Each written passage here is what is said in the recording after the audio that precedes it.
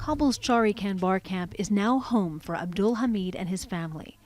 It took nearly 3 weeks to get here from his village in Helmand province. He says the fighting between Taliban and government forces was the worst he'd ever seen.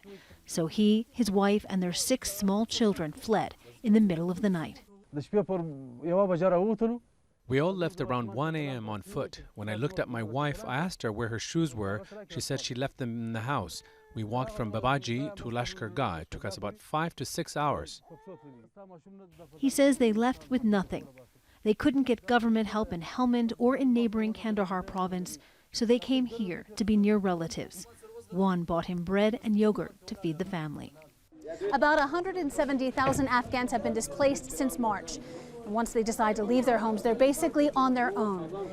The elders here say this camp is practically full. It's one of the only ones in the country. Any new arrivals will have to try and find somewhere else. The Afghan government has no comprehensive strategy for handling the displaced. For years, it relied on international donations. There's not enough aid now because the surge in the number of displaced caught government officials and the international community by surprise. That the number of internally displaced is now more than 1 million is a worrying situation for the government of Afghanistan.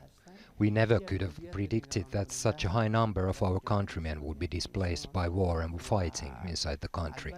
We were supposed to be prepared to deal with the displaced, but we are not. In Kunduz, in northern Afghanistan, 10 families are living in a partially constructed house lent to them by a sympathetic landlord. They say fighting began about 10 days ago, and they had to flee so quickly, families were separated. We left our village in Dasht al-Archi. There was an attack on the district headquarters and many people were killed. We've been destroyed.